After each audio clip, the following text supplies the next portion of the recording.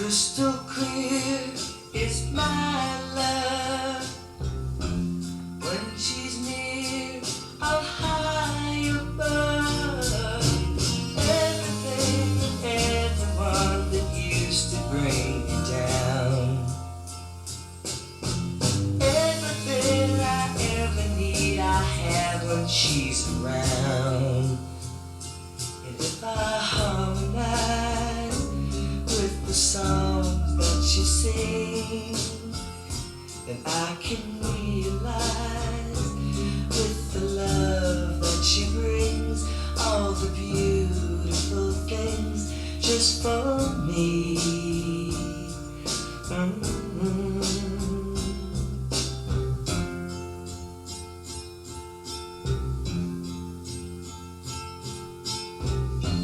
Crystal pure is her heart, and I'm sure we'll never part. Knowing that her love is so much more than it would seem. I can't help but wonder if she's more than just a dream. And I don't know her name, I don't know if she's real, and so I can't explain all the things that I feel, thinking someone might steal her from me.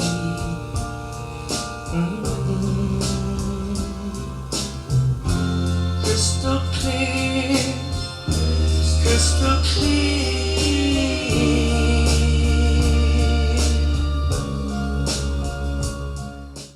Good afternoon, VC, on a beautiful Sunday. Crazy Jimmy here, coming at you with another Acid Archive video from the Acid Archive book, second edition. And today's submission is going to be none other than Condello, Phase 1. So this is Condello Phase 1. And I have actually two pressings of it, which I'm going to discuss. I have the Sundays pressing, and I have the original pressing here in the shrink. The original I have is a Monarch, near mint Monarch, and I'll show you that right here. I actually love the labels on this. Sceptor label, Sceptor Records. There's the original, pretty cool. Condello Phase 1. There's the other side.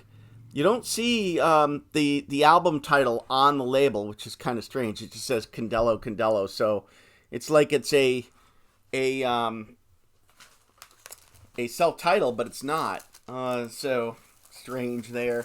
But that is the submission today. And first of all, I want to just, before I get into the book, in the description in the book, I want to explain the pressings on which one I recommend. Normally, almost 95% of the time, no matter what the repress is, no matter who's doing it, doesn't matter.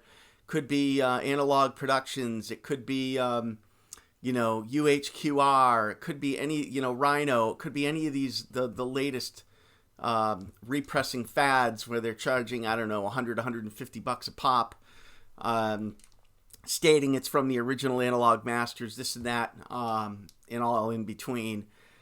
And 95% of the time, the original pressing wins. Anytime I've ever done a shootout, 95% of the time, the original is winning. This is that 5% where I can honestly say the Sundays pressing is leaps and bounds better than the original Monarch pressing. Now, I don't know if I got a bad pressing. I don't know. It looks really clean to me. So I don't think that's the issue. I dropped it through the ultrasonic, and then I gave it a good vacuum, cleaned it up really well. There's no noise or anything. That's not the issue. The issue is it's kind of harsh, and it's kind of thin, and it's harsh. And the top end is clipped a bit on the original. So there's the back, by the way. Pretty cool. Definitely, this guy, Mike Condello, was definitely into the Beatles, and I'll get to that in a second. Just wrapping up on, this is the Sundays here. And the only difference between the original and the Sundays is you can see it's Sundays up here underneath the stereo. It says Sundays right there. And it'll say it on the labels as well right there. And then the pressing just sounds leaps and bounds better. This modern repress, which has probably got a digital step in there. I guess they state they mastered from the original analog tapes, but I don't believe it. I never believe that. There's usually a digital step in there. And this is probably no different, but it doesn't matter. It still beats the all analog original in this case, or at least the Monarch pressing, the one I have,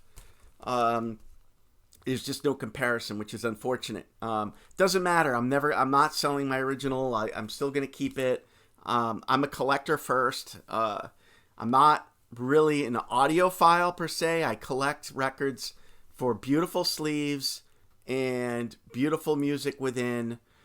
And I like the collectability of the original pressing. So if it doesn't sound great, okay, I'm still going to keep it and, maybe pick up a later pressing just for sound. But I'm not this extreme audiophile where I have to have like the best sounding pressing of everything, although I like to have that.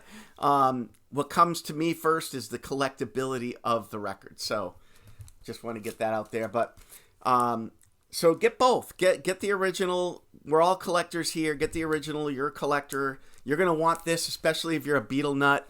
If you like the Beatles and you like Popsike from the 60s, you have to have this in your collection. It's really that good. Really that good.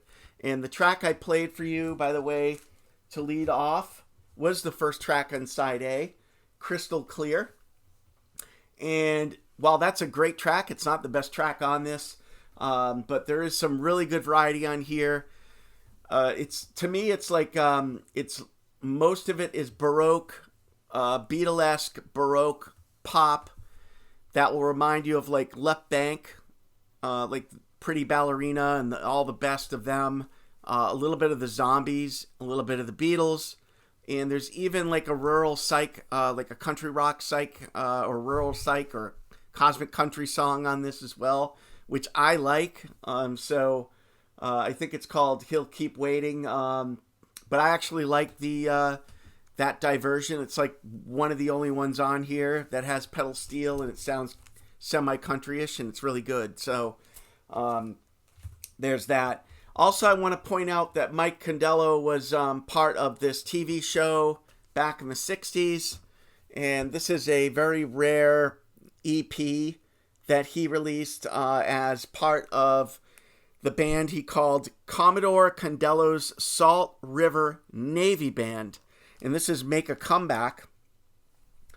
It has 4 tracks on here that are all remade for this kids show that he was involved with. But they sound great. It's like Beatlesque versions of these songs. You have songs on here, I think one from The Who, I want to say. You got one from the Bee Gees. One of my favorite songs from the Bee Gees is on here from their first album that I think Guided by Voices, Robert Pollard, Guided by Voices, made a living off of. What's that song called? Here, let me pull it so I can tell you the song. Oh, you know what? It's going to be renamed on here. But I think it was like something Kirk, Captain something. I don't remember the title. It's a Bee Gees song like on their first album that's really cool. Has that lo-fi vibe. Sounds very Beatlesque too. And Guided by Voices kind of took that and ran with that sound. Even Pollard's vocals sounded like one of the Gibb brothers on that song. But this is really cool. Check this out for sure. I forgot the name of the show that Mike Condello and this band played on. But they're like famous for that Soggy Cereal song in the UK. I don't know if anyone's familiar with that, but there you go. All right, so off to the book. It's on page 73. It's a short one. All right, Condello, mono, and there's a stereo. And I want to say this is from 68, Preston 68. This fascinating album moves from sparkling pop to near heavy metal. I don't agree with that. There's no heavy metal on here. Almost like a compilation album by one man. Mike Condello is an interesting figure, being connected to the diverse figures like Lynn Castle and Warren Richardson. So it's not surprising that his album runs the gamut. The Popsike songs near the beginning of the album are the strongest tracks, but all of it is interesting and worthwhile. A neat artifact of a time when such diverse styles of music sat nicely side by side on radio and here on LP.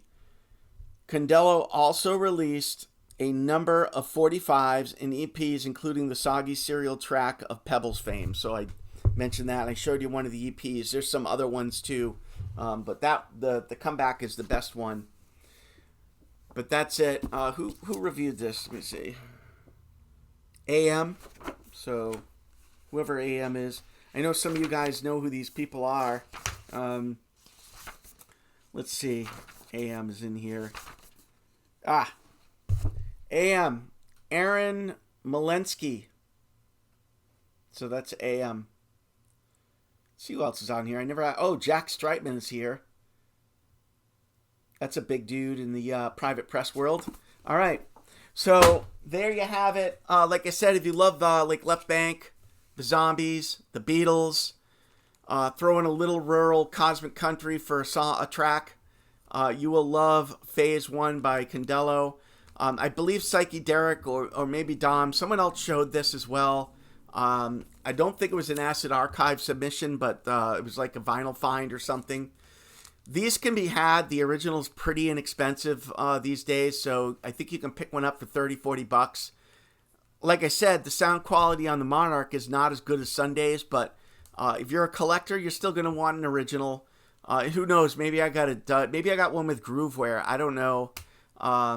Eventually if I see another one out in the wild, an original, I'll pick it up just to check. But there it is.